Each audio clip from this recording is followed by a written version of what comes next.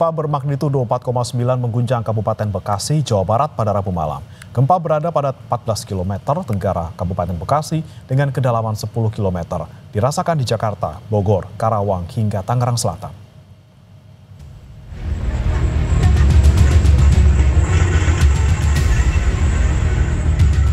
Gempa magnitudo 4,9 mengguncang Kabupaten Bekasi, Jawa Barat Rabu malam.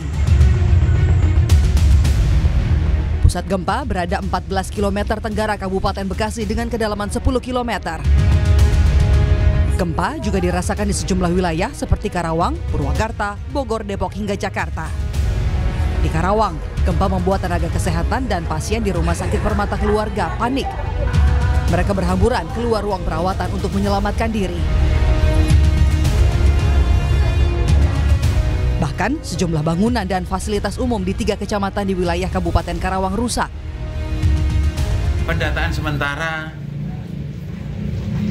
korban jiwa tidak ada. Terus bangunan lagi pendataan, seluruh para camat dan kepala desa lagi inventaris daerah masing-masing untuk korban gempa. Ada tiga kecamatan ya? 3 kecamatan, Tegalwaru, Bangkalan, sama Teluk Jambi Barat. Nah, itu lagi diinventarisir dulu. Sementara satu rumah warga di Desa Cilangkap, Kecamatan Babakan Cikao, Purwakarta rusak di bagian dapur dan tembok ambruk akibat gempa yang terjadi di Kabupaten Bekasi. Sementara objek vital Bendungan Jatiluhur dan Cirata juga dilaporkan masih aman akibat gempa. Dan ini juga beberapa kali terjadi gempa susulan dan dampaknya juga masih terasa di kita walaupun kecil. Jadi kita juga sudah mendapat informasi dari provinsi dan BNPB bahwa Bendungan Jatiluhur dan Cirata itu dinyatakan aman, tidak berdampak dengan adanya gempa di Kabupaten Bekasi. Selain merusak sejumlah bangunan, gempa di Kabupaten Bekasi juga membuat sistem deteksi gempa di jalur kereta cepat menyala dan membuat PT KCIC membatalkan 8 perjalanan kereta, yaitu kedatangan dan keberangkatan dari stasiun kereta cepat Halim. KCIC mengucapkan permohonan maaf atas kondisi tersebut. Tentunya ini dilakukan untuk keselamatan dan juga keamanan perjalanan kereta. Sehingga diputuskan untuk perjalanan ke Awus mulai pukul 8 malam sampai dengan kereta terakhir pada Rabu 20 Agustus dibatalkan. Total ada 8 perjalanan yang dibatalkan, 4 dari Halim menuju Tegaluar dan 4 dari Tegaluar menuju Halim. Dan penumpang yang terdampak pembatalan akan diberikan pengembalian biaya tiket sebesar 100% dari harga tiket yang telah dikenakan dengan metode cash ataupun juga transfer, dan proses pembatalan bisa dilakukan hingga H-3. Dan sementara untuk penumpang yang sudah ada di stasiun Padalarang ini juga dibantu diarahkan oleh petugas untuk dapat menggunakan juga kereta Pangandaran yang berangkat dari stasiun Padalarang KAI pada pukul 22.21. Analisis parameter sumber gempa bumi BMKG menunjukkan gempa diakibatkan oleh sesar naik pada zona sesar Baribis, yaitu sesar yang melintang melewati sejumlah wilayah di Jawa Barat seperti Cirebon, Indramayu, Majalengka, Subang, Purwakarta, Karawang, dan Bekasi. Tim Liputan Kompas TV. Gempa berkekuatan magnitudo 4,9 mengguncang Kabupaten Bekasi, Jawa Barat pada Rabu malam. Untuk mengetahui apa saja yang terdampak dan bagaimana penanganannya pasca gempa, sudah bergabung bersama kami secara daring Kepala Pusat Data Informasi dan Komunikasi Kebencanaan BNPB Abdul Bohari. Selamat pagi Pak Bohari. Selamat pagi Mas Brahmana. Ya, Pak Bohari, sejauh ini dari pantauan BNPB di lapangan, seperti apa situasi pasca gempa? Iya, setelah kita menerima informasi dari BMKG, gempa tadi malam jam pukul 19.54 magnitudo 4,9, Kepala BNPB langsung memerintahkan tim reaksi cepat BNPB untuk turun ke lokasi. Ada 4 kabupaten kota yang kita turun menyisir dan melakukan kaji cepat situasi. Kabupaten Bekasi, Kota Bekasi, Kabupaten Karawang.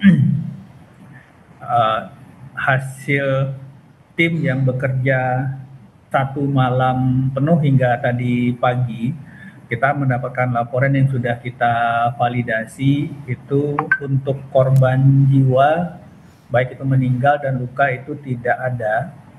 Kemudian untuk kerusakan fisik bangunan dan perumahan, kita mencatat ada satu fasilitas pendidikan SDN Kota Maneh 2 Kecamatan Tegalwaru yang plafon atapnya roboh.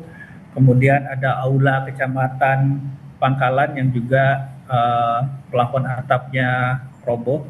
Kemudian untuk rumah masyarakat itu terdampak kerusakan ringan hingga kerusakan sedang di Kabupaten Karawang sebanyak 26 unit. Ini yang kita dapatkan, baik itu data dari tim BPBD maupun tim BNPB sendiri yang melakukan bersama-sama melakukan kajian situasi di lapangan. Pagi ini tim Akankah harga naik atau turun? Kenali pergerakannya lewat pola. Situasi di lapangan tadi malam mungkin belum maksimal. Pagi ini kita akan sisir ulang di sekitar daerah epicentrum Bekasi Tenggara dan Karawang untuk benar-benar mendapatkan gambaran utuh kira-kira seperti apa dampak kerusakan yang terjadi. Yang pasti untuk sementara tidak ada korban jiwa dan korban kerusakan kerusakan bangunan itu 26 unit rumah rusak ringan hingga rusak sedang dan 1 plastik dan 1 gedung kantor rusak ringan, Mas Primana. Oke, kalau untuk kerusakan ini kan ada di Karawang ya Pak Bohari, kemudian kalau untuk di Bekasi, kabupaten maupun kota seperti apa? Apakah masih akan dicek pagi hari ini? Ya, tim kita masih bergerak, masih berjalan pagi ini di Kota Bekasi, Kabupaten Bekasi, dan Kabupaten Karawang. Dan tim saat ini sudah lebih dekat ke daerah epicenter untuk melihat seperti apa kira-kira dampak di sana. Tetapi dari pengamatan singkat pagi ini tim sudah di lapangan. Alhamdulillah tidak ada yang terlalu signifikan, tetapi tentu saja ini nantinya dinamis. Kita akan menerima laporan update dari tim di lapangan yang nanti juga akan kita teruskan ke masyarakat. Oke. Baik, untuk 26 unit rumah yang rusak ringan maupun sedang di Karawang, Pak Bohari, apakah ada penanganan khusus mungkin untuk para korban yang saat ini terdampak seperti itu? Apakah ada pengungsian atau seperti apa, Pak? Untuk sementara belum ada pengungsian terpusat, tetapi tentu saja tim kita berkoordinasi dengan BPBD untuk melihat kebutuhan di lapangan. Yang pasti Kepala BNPB sudah memerintahkan untuk kita bersama-sama pemerintah daerah menjamin kebutuhan dasar dan logistik warga yang terdampak, apakah itu nanti diperlukan satu pengungsian terpusat atau pengungsian mandiri yang sifatnya berada di dekat rumah masing-masing. Nah, BNPB juga sudah menyiapkan dukungan logistik yang diperlukan sekiranya nanti sesuai dengan dinamika di lapangan. Artinya ini masih dinamis, datanya juga masih kita terus berkembang, tetapi pada dasarnya ketika ada bencana yang menimpa masyarakat, tentu saja ada dukungan insentif perbaikan dari pemerintah seperti yang sudah sejauh ini kita lakukan di tempat-tempat lain, seperti penggantian rumah rusak, kemudian dana tumbuh hunian dan seterusnya. Oke, baik, tadi dilaporkan ada 26 rusak rumah, kemudian fasilitas pendidikan, ada juga aula. Tapi kalau untuk infrastruktur, Pak Bohari, apakah ada kerusakan misalnya jalan atau fasilitas lainnya?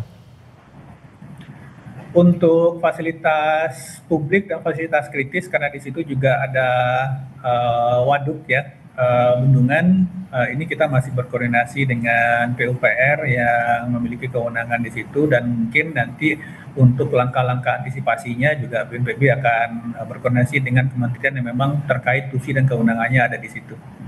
Oke, baik, kami nantikan nanti Pak Bohari bagaimana perkembangan di sana, terutama di epicentrum gempa di Kabupaten dan juga Kota Bekasi. Terima kasih Pak Abdul Muhari, Kepala Pusat Data Informasi dan Komunikasi Kebencanaan BNPB telah bergabung bersama kami.